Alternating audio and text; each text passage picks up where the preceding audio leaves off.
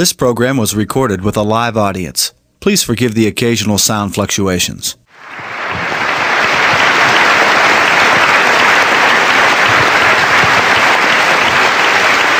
Hello and welcome. It is an honor and a joy to be here with you tonight. I'm going to talk tonight about the totality of possibilities. And that means that tonight we're going to stretch our minds a little bit. Let's stretch beyond where you were when you got up this morning. Are you ready to do that? All right.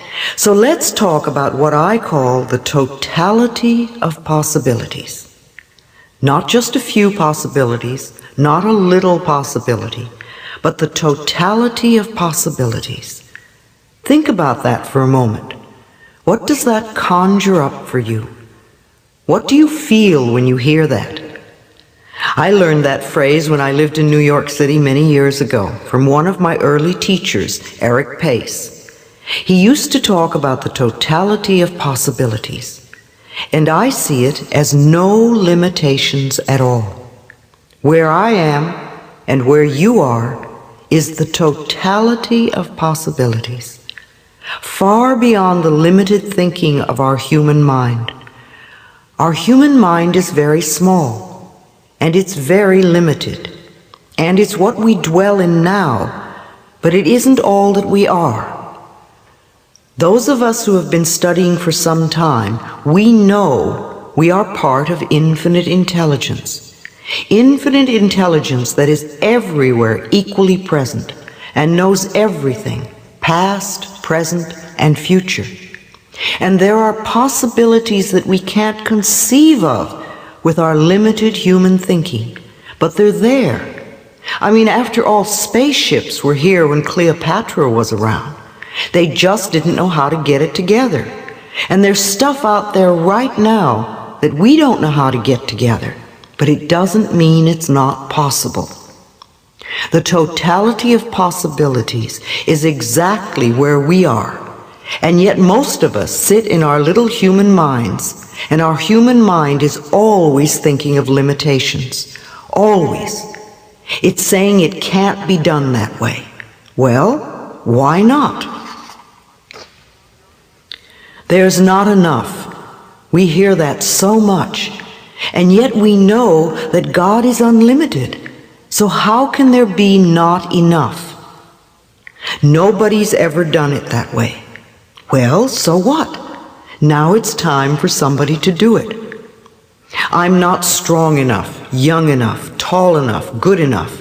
I'm not the right sex.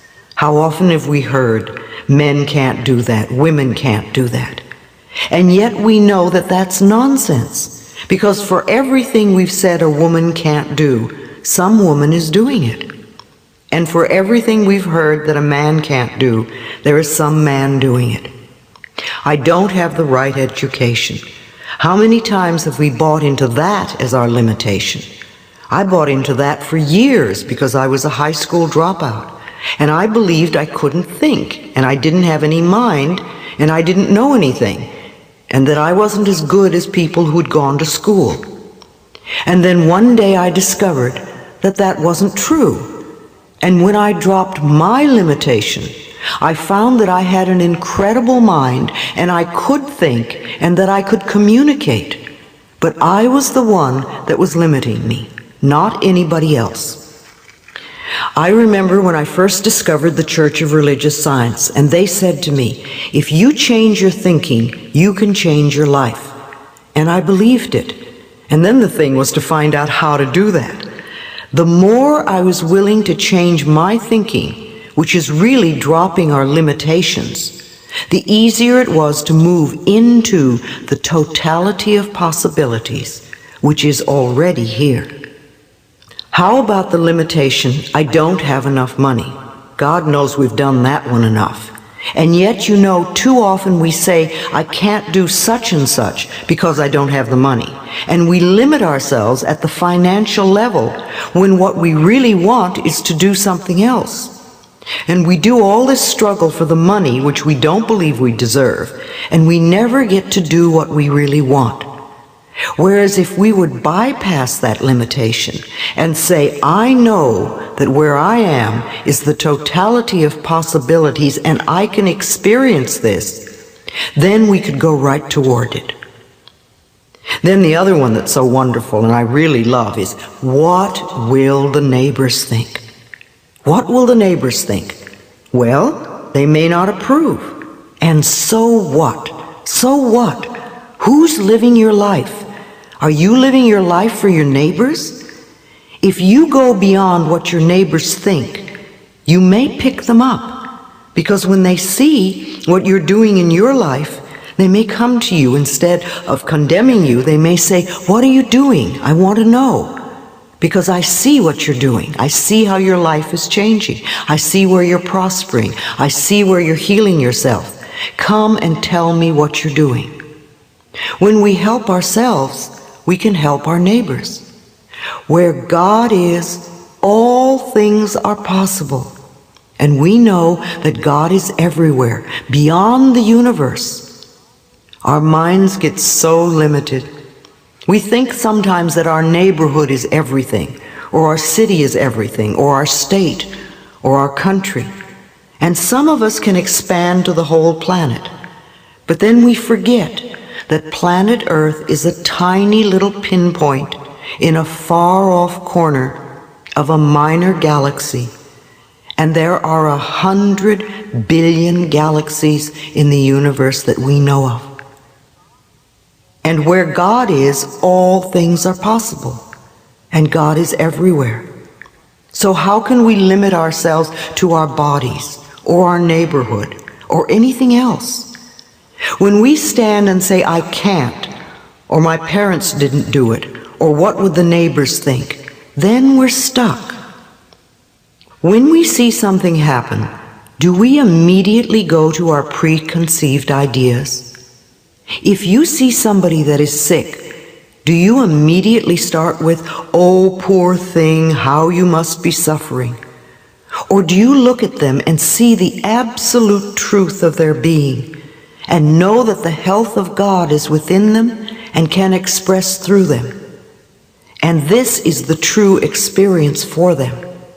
Do you give them the totality of possibilities? See, when we see someone suffering, we don't want to bring ourselves down to that level, because if we do, we cannot really help them. I spend my life seeing the truth in people, and it's amazing the number of people that get it and work with it. What we do with our minds is incredibly important. In fact, that's the whole thing that we're talking about, what we do with our minds. Our minds are creative. We can create anything with our minds. We can change all circumstances. We can go in any direction. We can walk on coals when we didn't know we could. I mean, everybody knows it's impossible to walk on hot coals, and yet there are people that are doing it. How many people have heard about walking on hot coals? All right, how many people here have done it? Not many, but some. There are some people here that have done it, and we know it's impossible, and yet there are people on this planet today doing it, starting with Tony Robbins, who's teaching people how to do it in one evening. Our minds are capable of so much more than we think. So we know that our thoughts are creative, and this is one of the most important laws of nature that we can possibly know. Remember, one idle thought does not mean very much, but thoughts that we think over and over are like drops of water, and at first there's just a few, but after a while you create a puddle, and then a pond, and then a lake, and then an ocean. And by our thinking, if it is negative, we can drown in a sea of negativity. Or if it is positive, we can float on the ocean of life. And it all has to do with how we use our thoughts to think. Now, do you live in the limitations of your past consciousness? Many, many, many people come to a point in life where they say, that's it. In fact, lots of us don't realize, but many of us put limitations on what life is and who we are and where we can go by the time we are 5 years old. We make our mental decisions by 5. Basically, we make our limitations and we say, this is it, and we don't let new stuff in. And if you're living by your past limitations, how can you possibly go into the totality of possibilities? How often do you live at the limitations of your parents' consciousness? My mommy, my daddy couldn't do this. They didn't go beyond this. This is what they said. You want to realize that whether they were the worst parents in the world or they were the best parents in the world, they had their own set of limitations, and you don't want to limit yourself by that. An affirmation that I've given many, many people to use is, I am willing to go beyond my parents' limitations. You can love them, and you don't have to live where their limitations are. We create our own reality. We do this by the thoughts we think and the words we speak. And when we can really understand that, we have the ability to make changes. So is our reality one of limitations and lack and I can'ts? Or is our reality one of the totality of possibilities? How much do we allow ourselves to stretch? When you have a problem, do you immediately set up the walls of your limitations, your mental limitations, or do you go through them? Are you using the tools you have learned, or when there is a problem, do you immediately jump back to the old reactions? And where are your limits? Where do you see your limits? Remember, all fears are limitations, all fears. We put those up, and it's like we have this wall around us that we can't go through. And not only can we not go through, but nothing can get in. Nothing can get in. All prejudices are limitations, all of them. We limit ourselves by saying somebody's not good enough. How can that be true when all souls are equal? The soul has no color, and the soul has no sexuality at all. So we want to go beyond that kind of limitation. All judgments and criticisms are limitations. When we judge another person, when we criticize another person, we are putting a wall up, and no way can good come to us. When we judge ourselves, when we criticize ourselves, it's like we've slammed a steel door down. And how can good come into our life? How can the totality of possibilities really operate when we're putting up our walls and our limitations? All guilts are limitations, all guilts. And we can't do that. There is no point in getting into guilt. If you've really done something in your life that's terrible, don't do it again. Just don't do it anymore. Guilt is a way of holding on to the past, and when you live in the past, you are not in the totality of possibilities. The present moment gives you the opportunity to move into the future. You can't live in the future either. You can only live here because this is where everything is happening, right here. See, when you are unwilling to forgive, you place limits on your growth. And yes, there are many of us that have things that are extraordinarily difficult to forgive. And yet it is part of our evolution and our growth. I've said this many times and I really believe it. I think we come to this planet many times to learn whatever lessons we need to learn. And for some of us, it's like coming to kindergarten. It's real simple and we just skip through life and it's easy. And for many of us, it's like going to graduate school, and the lessons are much tougher. And yet we come in with everything we need to handle every situation that there will be. And we want to know that. We don't want to put limits on ourselves. Remember, problems are opportunities for growth that we give ourselves. And they're either payback from past negative thinking, because remember, it's a very simple law of life. What you give out comes back. It may come back right away. It may not come back for a week or a month or 5 or 10 years. But what you give out is going to come back. And if it's coming back as payback, then you've got to deal with it. Or there are experiences where we test ourselves. Now, a lot of us have been doing a lot of work on ourselves. I know that. And you know, we work on an issue and we say, oh, I'm going to clear this, and you do your meditation and your affirmation, etc., and you say, that's over with. I've cleared that. It's done. I'll never have to deal with that again, thank God. But how do you know you've really cleared it if you don't test yourself? So you've got to realize that whatever problem you work on and say, that's it, I'm really clearing it, I'll never do it again, you've got to test yourself to find out if you've really done it. So you create it one more time to see how you're going to react. Now, what happens with many people is the problem comes up and they jump back to the old way of reacting. And then on top of that, they beat themselves up and say, oh, all this work I've done, and see, I haven't gotten anywhere. I'm right where I used to be. Thrash, thrash.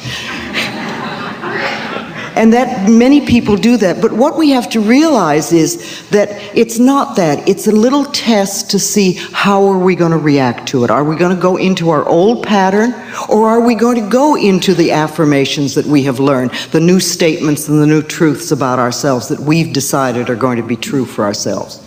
So if you find yourself in a problem when you think you've cleared it totally, realize you're just giving yourself an opportunity to react to this problem in a new way. Because the moment you do that, it's going to disappear very quickly.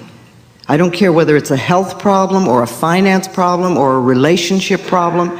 You immediately go into your positive affirmations, whatever they may be for you, and know that, no, this isn't the truth for me, and it's only an issue that's something. Remember, every problem has a solution, and this is something I can deal with. All is well in my world. This is a temporary thing. I'm working through it, and you're not a bad person, ever.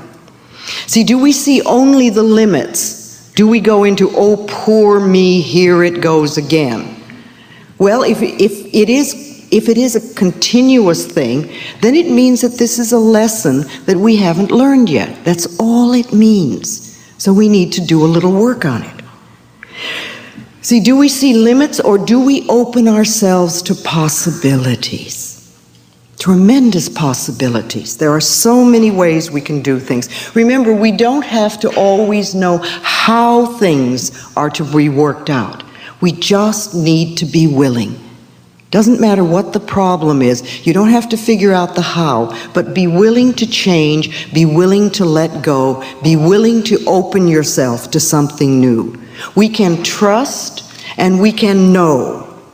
We can trust and know things like all is well, and everything is working out for the best. Everything is working out for the best. And stay with that. See, I think it's essential that we move away from our limited thinking or beliefs, or we're going to be left behind. It's time for us to develop a more cosmic view of life. The consciousness development movement now is happening now on a scale that it has never happened before. It's overtaking the informational development enormously. I saw a chart not so long ago that just fascinated me, and it was a graph that showed the development that has been going on since the beginning of recorded history. And there was this long stretch of the agricultural movement, where people just dug in the ground for their food, period. Then we had the industrial movement, and it came and the graph started to go up. And it went a certain way. And then somewhere, I think it's in about the 50s, we began what we call the informational thing. This is when computers and all the things that can communicate around the planet so quickly came along. And all of a sudden, the graph starts to do this. But at about the same time as that was happening, there's another thing that's beginning to happen. about 20 years now. And the graph is incredible because it's the consciousness raising movement, and it's going like this. Consciousness raising is going up at an incredible rate, and this is happening all over the planet. It's absolutely amazing. I do a lot of traveling. I go many, many places, and wherever I go, I see people that are studying, learning, fascinated with how their minds work and what they can do to begin to take control of their minds and of their life and their experiences. I've been to Australia, I've been to Jerusalem, I've been to London and Paris and Amsterdam. I've been all over the place, and everywhere I go I meet large groups of people, and they're not coming just to hear me, but they already know this. So we're searching everywhere. We want to know how our minds work and what we can do to increase things. Religions used to keep us separate. In fact, they still do in many parts of the world, and Ireland is a good example of that. But the new levels of spirituality that are happening are beginning to connect us all. There are soul connections being made all over the planet. And we are always being connected with like-minded people. Remember, every time you think a thought, every time you say something, it goes out from you. And it connects with like-minded people who are doing the same thing. So every time you meditate, you are connecting with other people all over the planet that are meditating. Every time you do a visualization for your health, or your family, or your city, or your country, you are connecting with other people on the planet that are doing the same thing. Every time we do positive affirmations, we are connecting with other people who are doing positive affirmations. As we feel our oneness with all of life, we move to new levels of awareness. And we can't do this if we allow ourselves to be stuck in the judgments and the prejudices and the guilts and the fears. Remember, every time you are into prejudice, your thoughts and your words are going out and connecting with like-minded people that are doing the same thing. Every time you're judgmental, you connect with people who are doing that. Every time you're critical, you connect with other people that are doing that. And every time you get into guilt, you're also connecting with that. So who is it, what kind of like-minded people do we want to be connected with? See, we have to begin to understand that our minds are so powerful. And not only do we contribute to our own experiences, but we also contribute to everything on the planet. You know, the planet is in terrible shape at the moment. We have nuclear threat, we have acid rain and holes in the ozone layer, the fish are dying, half the vegetation isn't fit to eat, and then we complain. What are we doing on a day-to-day mental level to help heal this planet? I mean, we've created things like Epstein-Barr and AIDS, and we push people away and say, oh, it's their problem. But what are we doing? Every thought we're thinking is contributing to this planet on some level. And what sort of like-minded people do we want to be part of? The totality of possibilities are awaiting us. Think about that, the totality of possibilities. You know, they tell us we only use 10% of our brain.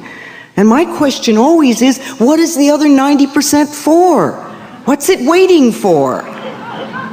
It's sitting there waiting for us. See, I think that space travel is only beginning. And inner space travel is also only beginning. So what are you doing with your minds to break barriers? Are you willing to let go of your limitations and your fears? Are you willing to open up? What do you want to do with that 90% of your brain? You know, the thing I'm really working for is to help create a planet where it is safe for us to love each other. I mean, it sounds so simple, but it's true, where we can be loved and accepted exactly as we are, where we love and accept ourselves. But we're not going to find this from other people unless we're willing to give it to ourselves. And when we start doing that, when we can get to a point where most of the planet is practicing unconditional love, then we will get the other 90%. Because at the moment, if we had more powers, we would find more ways to torture and kill each other. We're not ready for it. Now, we're at a very, very difficult place on the planet right now, and we can contribute to the end of the planet, everything going down the drain, or we can contribute to the healing of the planet. Are you willing to forgive? Are you willing to practice that? Or do you want to hold on to that self-righteous stuff? See, it doesn't matter whether you're right or you're not right, because the person that you're really hurting is you. And if you're hurting, you're going to connect with other people on the planet that are hurting. And is that the sort of friends you want to have? See, one of the things I want everybody to have their act together, to feel healthy, to be filled with joy, to be loved, and to be prosperous. Think what a wonderful world that's going to be for me. And I think if we're more conscious of that what we're giving out is coming back to us, and think about the sort of world we want to live in, we'd be more willing to forgive, and we might be a little more willing to practice, to the best of our ability, unconditional love, which just means accepting other people as they are. Isn't that what you want? Don't you want people to accept you exactly as you are? How far are we willing to go with expanding the horizons of our thinking? See, are you willing to go beyond your neighbors? Or do you have to stay just where they are? Is that what's comfortable for you? That might mean that you don't get to grow, because those neighbors may not want to grow. You might want to connect with other people. What sort of like-minded people do you want to connect with? And how far will you stretch? How often do you go beyond your present limits? Do you stop at "I can't"? Or do you say to yourself, well, maybe this time I can? Just maybe this time I can. We have a wonderful television show out in California called There Is a Way. And every time I hear that, I always think, yes, there is a way. There is always a way. There is always a new and better way, a different way, if only we're open to it. Virginia Satir, the wonderful family therapist, once did a study, and she discovered that there were over 250 different ways to wash dishes, depending on who was washing them and what the equipment was that was being used. You know, and how many times have we heard people say, this way, this is the only way. There's only one way to do it.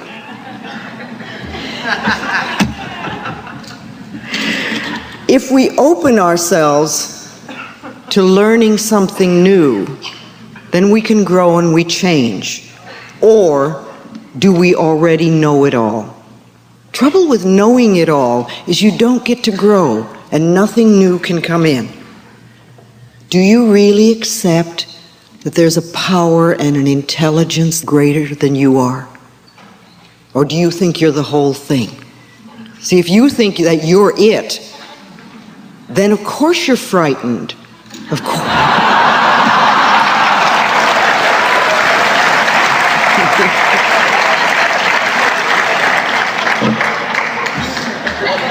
If I thought I had to run this whole world all by myself. But if you realize that there's a power and an intelligence in this universe, this world, that's far greater and brighter and smarter than you are, and is on your side, then you can move into that mental space where the totality of possibilities can operate. The tools that we use are our thoughts and our words. Every time you think, you're shaping your future. Now catch the thought you're thinking right now. Do you want that one to come back to you as an experience?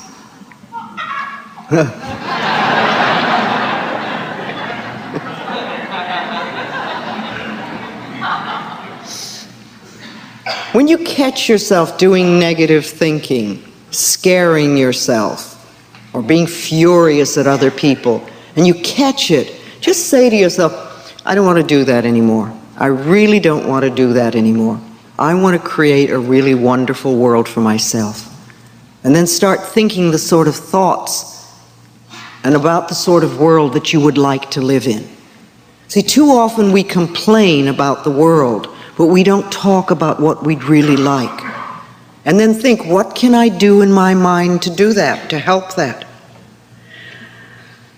We do affirmations, we declare, we treat, we do meditations, we do visualizations that open us to new possibilities. What do we need to know for ourselves? What do we need to affirm for ourselves? Let me give you some ideas. I live and dwell in the totality of possibilities. Where I am, there is all good, not some, but all. And I open myself to the totality of possibilities in every area of my life. In my health, I go beyond age.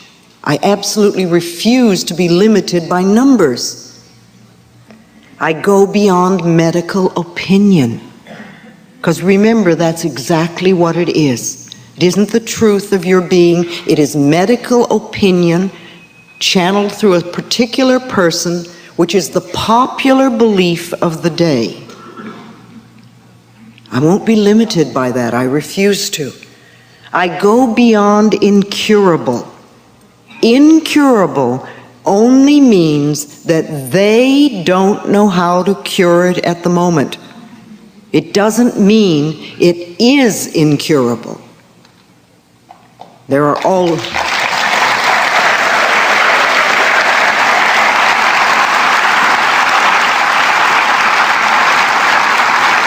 Someone somewhere on this planet has been healed of every single dis-ease that we've been able to create. Everything, and we have to know that. See, if we don't give ourselves possibilities, if we don't give ourselves hope, if we don't take a positive approach to things, how are we going to find the answers? If we just accept doom and gloom, then we're stuck. You know, it's interesting, in the beginning, everybody was dying of AIDS because they were told they were. Now it's a few years later, and many, many, many people are living with AIDS. They're finding ways to do this.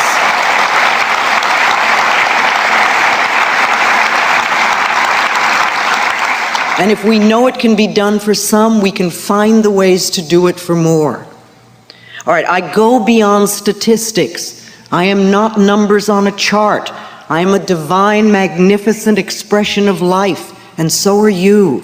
We're not numbers on a chart. That's just somebody doing a projection. I go beyond my parents' limitations. You can love your parents and go beyond whatever their limited beliefs were, or whether they may have believed in disease, or there may be a family pattern of disease, but you can go beyond their limitations. You don't have to stay with that. I move to the totality of possibilities in the area of health for myself, and I declare I feel glorious, vibrant energy. I feel active and alive. I move easily and effortlessly. I love and appreciate my beautiful body. I am glowing health personified. That's for all of us. And in my relationships, I go beyond loneliness. There are billions of people on this planet. How can I be lonely unless I put a wall up around myself? I go beyond fear. I am willing to reach out. I go beyond anger. I go beyond resentment and hatred. I go beyond jealousy. There's plenty for everyone. I go beyond sadness, and I go beyond self-pity. And I move into the totality of possibilities in the area of relationships for myself. And I unite with the billions of people on this planet. I flow through forgiveness into love. And love operates in all my relationships, from the most casual, when you buy a newspaper, you get a subway token, to the most intimate. I am love, and I am loved, and I am peaceful and safe. And in the area of creativity, I go beyond the feelings of not being good enough or capable enough.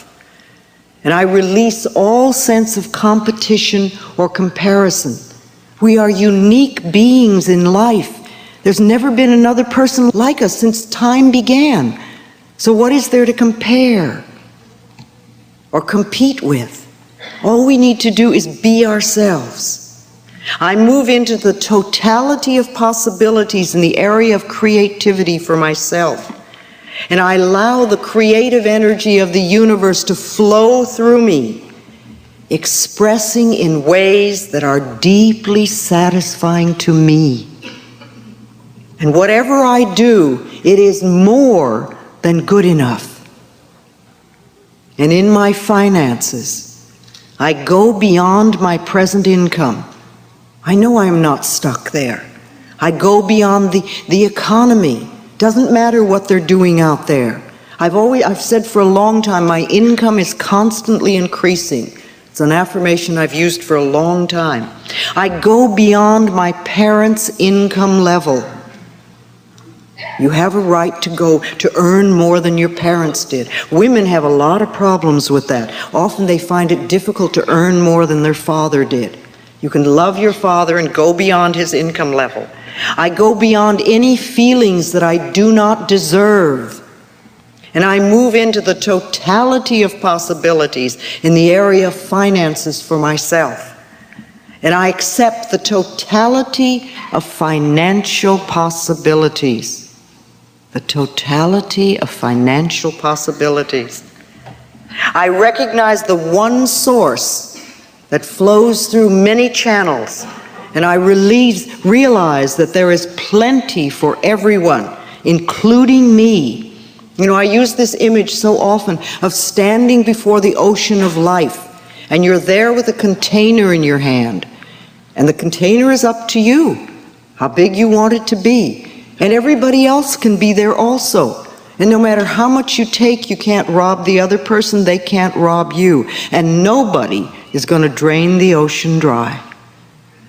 And if we can see life like that it's abundantly giving to us, and all we have to do is accept. I am open and receptive to all good. I allow my income to constantly expand, and I live comfortably and beautifully. I am the joy of life, expressing and receiving. Now let's stretch just a little bit more. And let's see the totality of possibilities for the planet. I envision a world of peace and plenty. See, if we take a moment every day just to think about the planet and to really see it healed and whole. Lazarus has a wonderful exercise. He suggests that people take a little place on the planet, some place that you would like to take under your wing and help heal. And every day, you take 30 seconds, 2 minutes, 5 minutes to just visualize that part of the planet being whole and complete. And it could be somewhere very far away and exotic. It could be Nicaragua or Siberia or whatever, or it could be around the corner. But you decide that you want to help heal this planet. And you find your little space, and every day you see it healthy and whole. So we envision a world of peace and plenty, and we feel harmony and unity between nations. And we contribute to that harmony that we desire. We see healings taking place everywhere. Take another moment every day and see a cure for AIDS being found. Put some positive energy into that. You know it's going to happen. It's just a question of when. Just for, again, 30 seconds once a day, see it somehow. Either you see it on the television, or you read a newspaper, or you hear it on the radio, or a friend calls you, or you see the cover of Time magazine, something that says a cure for AIDS found. Let's help to create a world where it is safe for us to love each other. Safe for us to love each other. And now I want to go a little bit further and see what you think. But I realize I'm aware of the infinity of life. To me, this is a normal, natural thing, that life goes on, that lifetime after lifetime, we experience different lessons, different things. We come back over and over again. That's what I believe. We come to work on our spiritual growth. So for a moment, let's envision our next experience on this planet. And let's choose what we want it to be. Let's see ourselves clearly in that next role. Let's choose our sexuality. Let's choose our color. Let's choose our place of birth. Let's choose our parents. Let's choose our relationships. What sort of people do you want in your life? Let's select our work, our purpose, and our satisfaction. Let's work towards our next lifetime now, because today creates my future. Today creates our future, now and forevermore. Because where we are, remember, is the totality of possibilities. Only we have to know it. All right, what I want to do now actually is take questions from you. I'm sure you have things you would like to ask me. Who has a question? Thank you. I'm so glad to be here. Me Louise, too. I started listening to your tapes just a short while ago.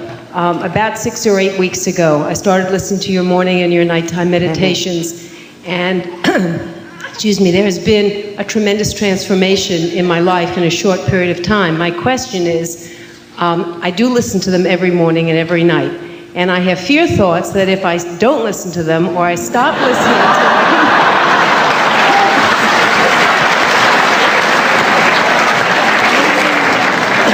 I guess I know what you know what my question is, because I guess I'm not alone with it. What will happen?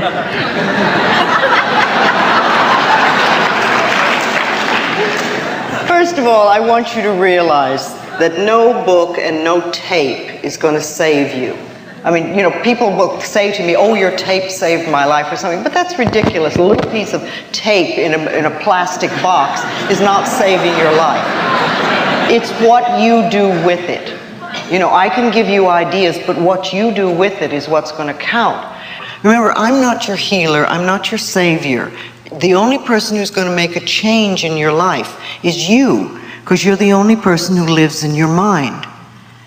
And what you want to do is to start changing some of those old patterns and get out some of that garbage and get some more positive stuff in there. And you're the only one who's going to do that. And I just want to give you ideas so that you can get your life together. Now, at this point, you probably know most of it, and you've heard it over and over and over again, and yet, even so, you can hear new things every so often. But if you don't listen to it a day or two, it's perfectly all right. When you're listening... When you're listening to the tape, or when you're reading the book, or when you're doing affirmations, is wonderful. But what are you doing the other 23 hours and 40 minutes of the day? Because that's the stuff that's really going to count. It's wonderful. You know, we sit down and meditate, and then we get up and rush out on the subway and scream at somebody.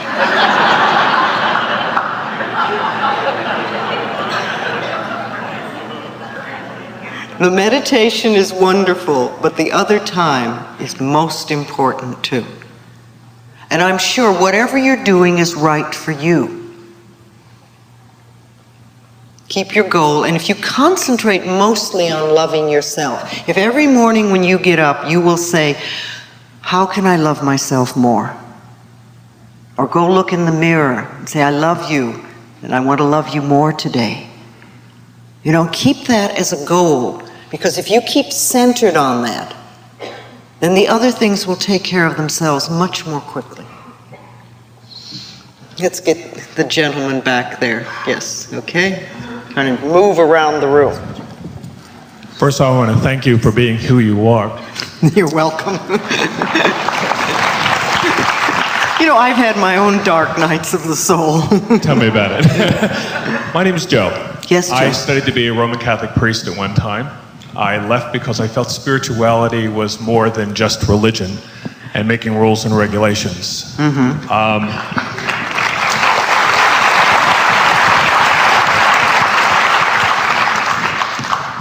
I do have a dream, and I'm living in it. I believe that for all people, that we need to encourage and love one another, and I hope to have a holistic center out in the country for everyone to be able to discover who they are and what they're all about. The question that I have, right now I know I'm in the dream, and when I go to meditate, I am constantly coming up with a tremendous amount of negativity. I'm trying to release it. I try to meditate, I can't. It's like, I get a tremendous amount of pressure that I feel outside and also within. But I keep trying, no matter what. Can you give me like some helpful tip or whatever? Well, you know, it's just possible that there's a lot of negativity in there that needs to come up. And that when you quiet down enough, it starts to flow to the surface. And if you could just take it in that vein, it's like, okay, it's on its way out, it's just on its way out, I lovingly let it go, I release it, and just not try to fight it, because it sounds to me like you're trying to say, you know, stop, I want to meditate. But you are meditating. You are meditating, and it will continue as long as it continues. When I first started to meditate, the first 3 weeks I had violent headaches. It's just like it was against all that inner battle. And I just hung in there, and it changed.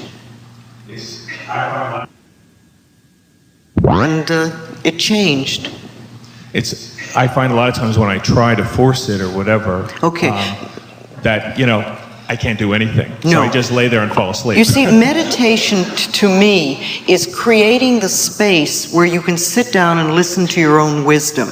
Because remember, all of us have all the answers within us for all the questions we're going to ask. And usually we're too busy doing other things to listen to that wisdom. So what I do when I meditate is I sit down and I just go, all right, what is it I need to know? And I listen. And let whatever comes up, comes up. And you might ask that too. What is it I need to know? You know, maybe the method of meditating you're using isn't right for you. Well, I think it's a lot of from the past. You know, you have to, you know, get rid of all that and learn anew. Be patient with yourself. Just be patient. Thank you. Okay. There's a gentleman up there. Hi. My name is Leslie, and I read you about a year ago. That was wonderful.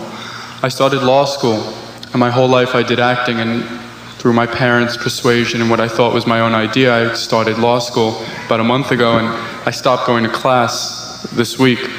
And under a lot of stress from everyone around me, and decided to take an acting class because that's what I always wanted. And my problem, and I was having a lot of dreams where I was going somewhere, presumably to my career, and I was just knowing that I was going nowhere except to misery and depression. and I just stopped going. My question is, I'm having a problem letting go of the doubts and the reservations about making the biggest mistake of my life that I'll never go back and be able to change. Whose voice is that? My father told that to me last night.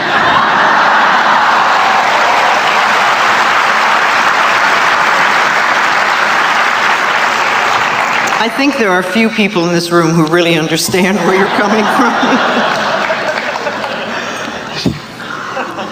You want to act and they want you to be a lawyer. You know, I'm at a point where I'm having a problem knowing what I want to do. I'm so confused. But I'm just trying to, you know, I just found myself saying what I used to say as a child to my father, which was, I just don't want it. I just don't want it. Well, you understand that this is his way of saying I love you. He wants you to be safe.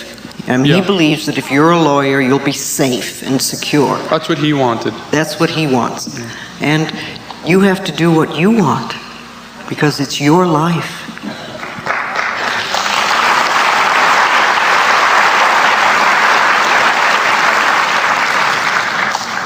I would suggest that you sit down in front of a mirror. If you have a mirror that's on the back of a door, would be good. And sit down in front of it. Bathrooms are no good, you walk out too quickly. But sit down in front of it and look in your eyes and say, I love you. And now what is it you really want? Because I'm going to support you in every way that I can. And give yourself a little time to talk to yourself and connect with your inner person. And realize that you don't have to please anyone out there. What you really want to do is fulfill yourself. And you're worthy of that. And you can do that. And you can say to your father, I love you, and I don't want to be a lawyer. Thank you. You're worthy of it. Excuse me? All right, let's get the lady up there. Don't want to forget the balcony. I want to remember the balcony. You know, it's amazing how often when we want to remember something, we talk about forgetting it. Don't forget, don't forget. And what we're really saying is, please remember. And when we say don't forget, what's the first thing that happens? You forget it. Yes. Hi, Louise. I'm Kathy. Yes. I'm about halfway through your book right now. And for the first time, I talked to my mother this morning since I've read your book. And I've been doing really good. And then I noticed when I got off the phone from her, I was totally sucked back in. So I'm confronting my family with this stuff.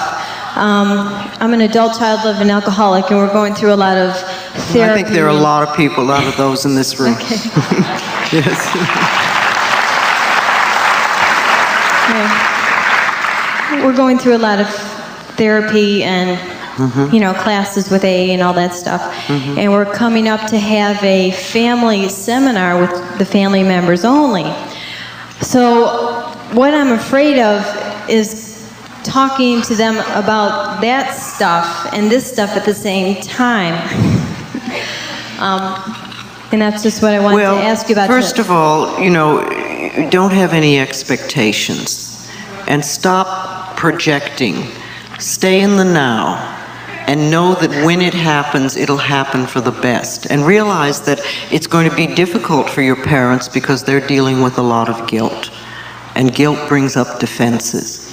What you can do is keep doing affirmations that you have wonderful, harmonious, loving relationships with your parents, where there is respect and love on both sides and honesty. You make that a truth for yourself. And every time the fear thoughts come up about what they're going to do, you come back into, I have wonderful, loving, harmonious relationships with my parents, you know, and we're honest and respectful of each other. And if you give your mother the space to be who she is without trying to change her, you will give her the opportunity to give you the same space. I got it. Thank you. Okay. You know, it's interesting. Thank you. It's interesting. We all want our parents to change. But we don't want to change, for them to change us. You know, we loathe it when they try to change us, and yet we want to change them. So if you don't want them changing you, if you want them to accept you as you are, then you've got to accept them as they are. And after all, you're on the spiritual pathway, so you get to do the first step. I'm going to take the man right in the middle here. Jim, can you bring him down? Yes. You stand up. The red tie. Hi. Hello. Can you stand up while you speak? Two brief questions. About a year ago, before I started all this, I had incredible instincts in my job. Right on, precise, direct. Now I f*** up every day. And it's, and I attribute it to this. Maybe it's time for you to move on. Maybe you're not as joyous in the job as you once were, and maybe it fulfilled you then, it doesn't fulfill you now. Are you angry at somebody there? Are you trying to get even with somebody? There's a, yeah.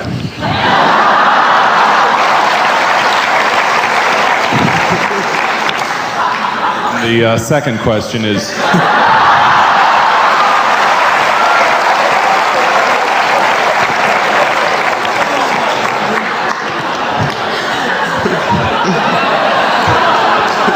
The second you just want to keep making mistakes every day? Or All right, let's have your second question. Thank you. The second question is, when I think I've cleared something out and I have a good hold on it, I'll go to sleep and have dreams straight through the night about that negative thought and or that action or that person all through the night. Well, you're working on it. You know, we work on a lot of stuff in our dreams.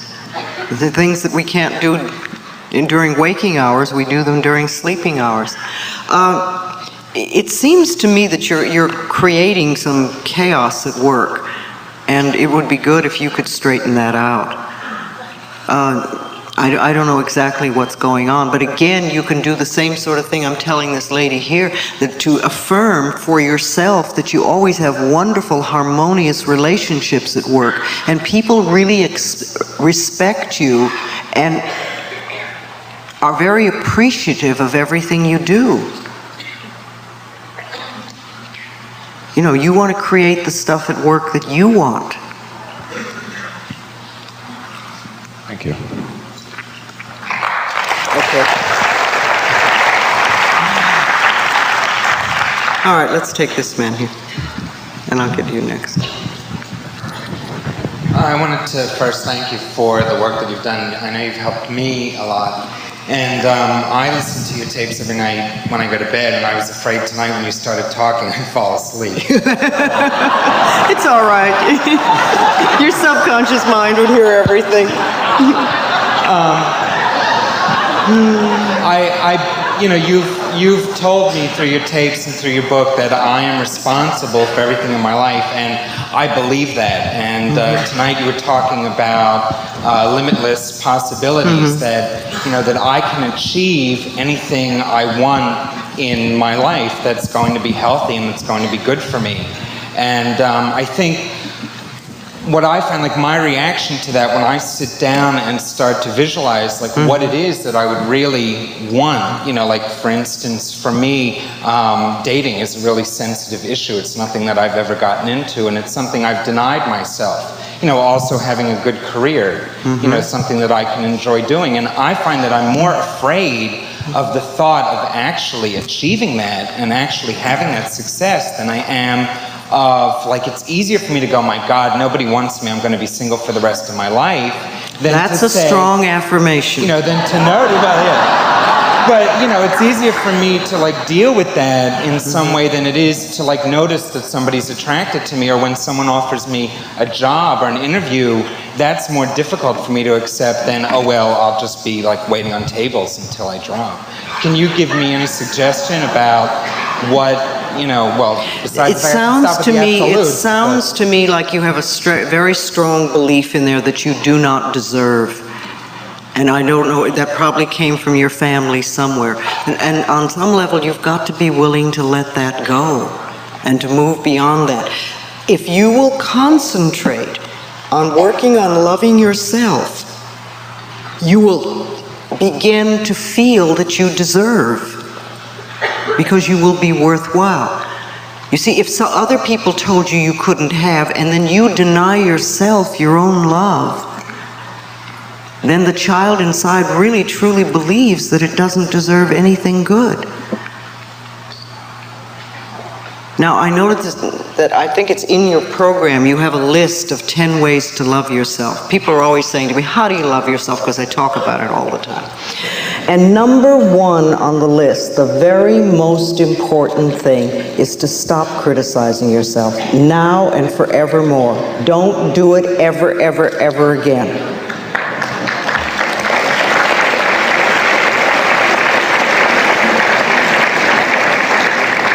It doesn't help anything, it doesn't do anything, it just breaks down your inner spirit.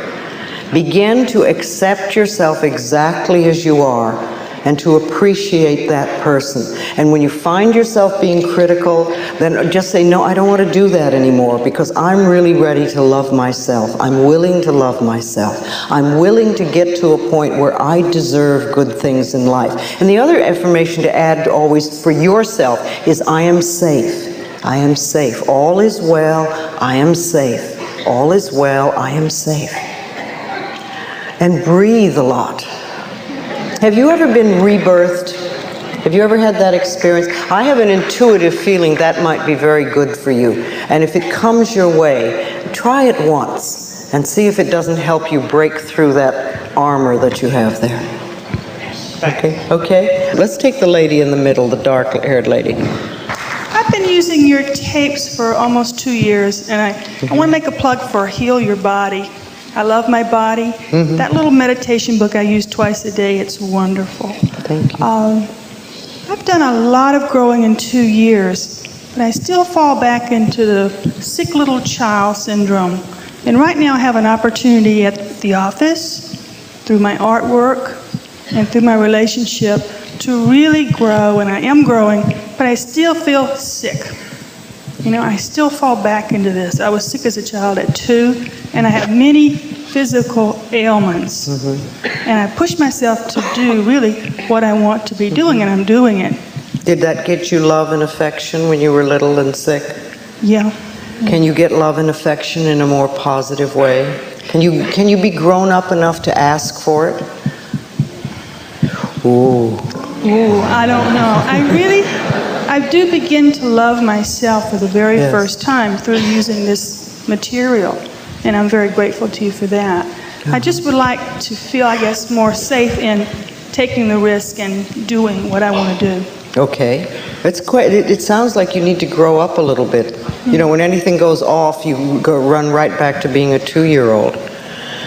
And you've got to take, if you, the adult, could take the 2-year-old by the hand and say, you know, we're going to work this out and it's okay, you're safe, and I love you, I love you.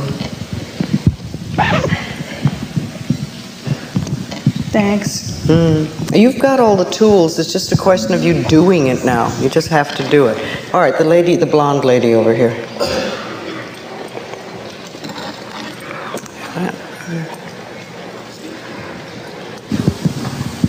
Hi. I've reached a place in my life that 95% of the time I'm content. I have a very, very hard relationship with my mother. Because my life has reached this place, I have not had my mother in my life. That's how I got there.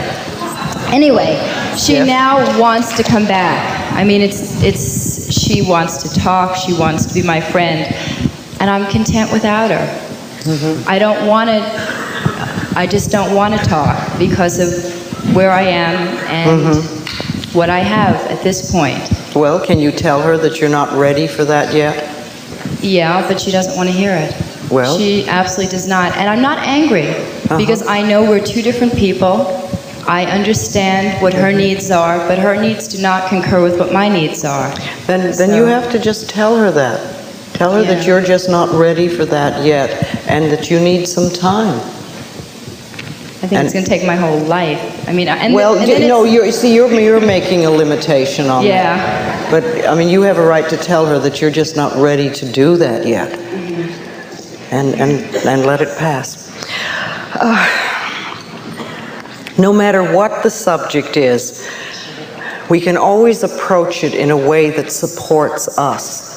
Because too often we feel that those people out there have a lot of power over us, or the situations have a lot of power. And really everything in our life is a mirror of where we are in consciousness. So if you want to know what you believe about yourself and what you believe you deserve, then you look out there and you see what's in your world. And if things are not working in some area of your world, I would suggest you sit down and ask yourself, what is it I believe about this? What do I believe about business? And then just write down everything you believe about business. What do I believe about money? Write down that. What do I believe about my relationship with my mother? What do I believe?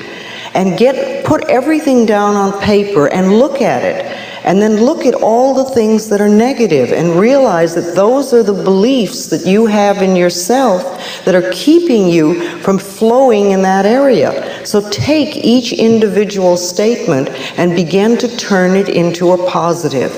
You start to shape in your mind the way you want your life to be. Now, I'm not saying that everybody is going to heal themselves and everybody is going to just be incredible. But we can, all of us, improve the quality of our life in the here and now. We can make our lives better. And that is a wonderful thing. Some people will have very dramatic things happen, some people will have smaller things, but everybody can improve the quality of their life. Now, I want to close with a meditation tonight, and Jerry Florence is going to come and help me. Yes, okay. He's going to be on the piano and help me.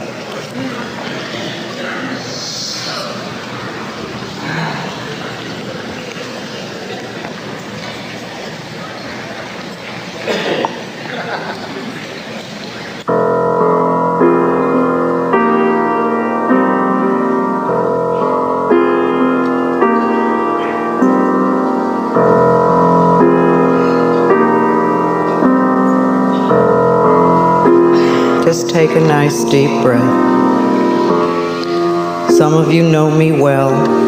You've heard me say many of these things over and over again. Some of you have been working on yourself for a long time, so there's not too much new tonight. And some of you are very new. You've never seen me before, maybe never heard of me before. And I may have pushed your buttons, said things you didn't want to hear, said things that you think are too far out. And that's okay. It's perfectly okay. If you came here tonight and you heard one sentence that you can use and work with to help change your life, then this is wonderful. All we need is one idea.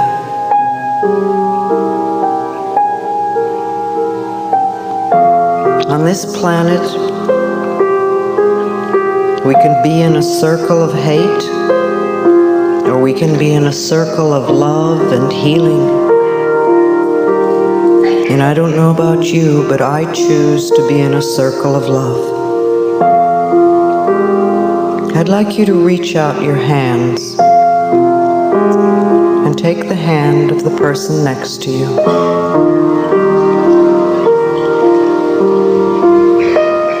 Know that you are safe. And just feel the energy in that hand, in those hands. And realize that that person wants the same things that you do. They want to be healthy and whole.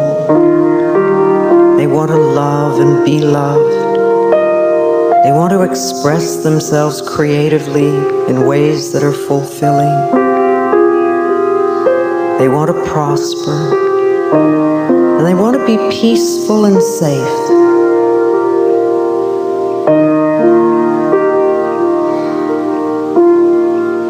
I want you to send comforting thoughts to the person on either side of you. And as you do that, realize that the people on either side of you are sending you comforting thoughts. And in this room, we're getting a caring and a sharing moving around this room. Let the love from your heart begin to flow and move out in both directions, so that this whole room, upstairs and downstairs, becomes an enormous circle of love.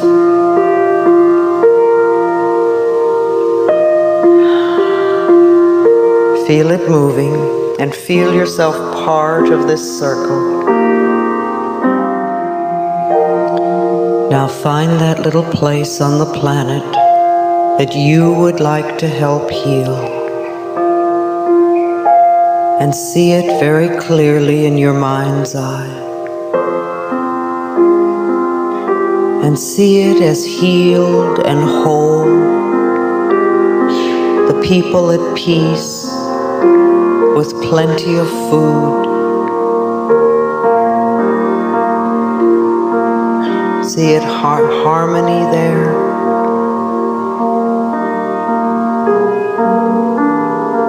Healings taking place.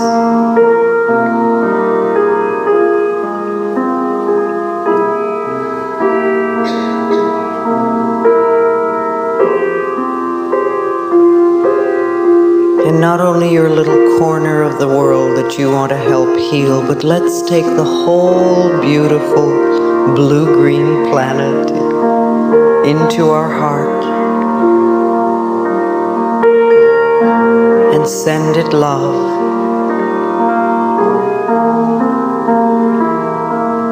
And realize that what we are giving out is returning to us.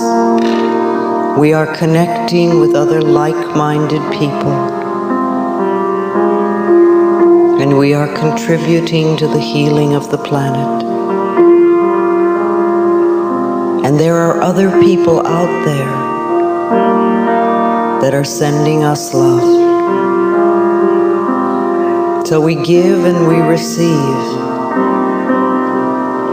And we allow ourselves to become whole.